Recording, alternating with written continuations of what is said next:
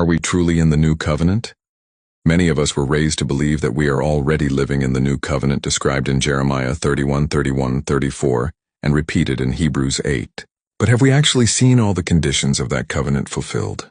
To answer this honestly, we need to ask three key questions. 1. Who is the covenant for? 2.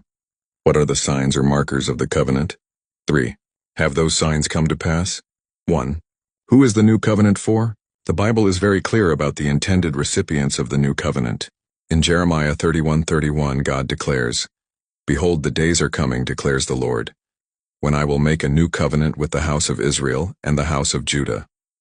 Jeremiah 31:31 ESV. There is no mention of a covenant being made directly with Gentiles. So what does that mean for those of us who are not biologically descended from Israel? The Apostle Paul answers this question in Ephesians 2, where he explains that Gentiles were once excluded from the promises of God, but through Messiah, they are now brought near. Therefore remember that at one time you Gentiles in the flesh were at that time separated from Christ, alienated from the commonwealth of Israel and strangers to the covenants of promise. But now in Christ Jesus you who once were far off have been brought near by the blood of Christ. Ephesians 2:11-13 ESV. This means that Gentile believers are grafted into Israel, not replacing her but becoming part of her through faith. Paul elaborates on this in Romans 11, describing believing Gentiles as wild branches grafted into the olive tree of Israel. But if some of the branches were broken off and you, although a wild olive shoot, were grafted in among the others and now share in the nourishing root of the olive tree, do not be arrogant toward the branches. Romans 11:17-18 ESV. So if the new covenant is made with the house of Israel and Judah, then anyone wanting to participate in that covenant must be joined to them, not separated from them. 2. What are the markers of the new covenant?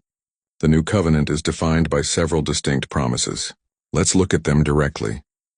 For this is the covenant that I will make with the house of Israel after those days, declares the Lord. I will put my law within them, and I will write it on their hearts. And I will be their God, and they shall be my people. Jeremiah 31:33 ESV. And no longer shall each one teach his neighbor and each his brother, saying, Know the Lord, for they shall all know me, from the least of them to the greatest, declares the Lord. Jeremiah 31:34 ESV. Two major signs are given. God's Torah, law, will be written on the hearts of his people. All will know the Lord, so much so that teaching one another will no longer be necessary. This promise is further expanded in Ezekiel 36:26-27, where God links the giving of a new heart and spirit directly to obedience to his commands. And I will give you a new heart, and a new spirit I will put within you. And I will remove the heart of stone from your flesh and give you a heart of flesh, and I will put my spirit within you and cause you to walk in my statutes and be careful to obey my rules. Ezekiel 36:26-27 ESV. So according to God himself, receiving his spirit results in a life of obedience to his laws and statutes, not a rejection of them. 3. Have these markers been fulfilled? When we examine the world around us, even among professing believers, we see something very different than what was promised. Instead of people walking in God's commandments, we often hear the opposite. The Torah is done away with. The law doesn't apply to us anymore. We're under grace, not law. But if the new covenant includes God writing his law on our hearts and putting his spirit within us to cause us to obey, then this widespread rejection of the Torah indicates that the new covenant has not yet reached its full fulfillment. Additionally, Jeremiah 31:34 says, They shall no longer teach one another, for they shall all know me. But clearly, we are still teaching one another today, through sermons, Bible studies, and discipleship. This alone shows that this prophecy has not yet come to pass in its fullness. 4. Hebrews confirms the covenant is still awaiting fulfillment.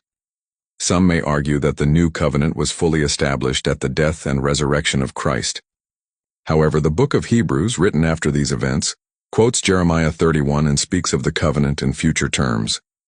Behold, the days are coming, declares the Lord, when I will establish a new covenant. Hebrews 8:8 ESV. And again, this is the covenant that I will make with the house of Israel. I will put my laws into their minds and write them on their hearts. Hebrews 8:10 ESV. The fact that the writer of Hebrews is still quoting Jeremiah as prophecy, yet to be fulfilled, proves that the complete realization of the new covenant was still to come.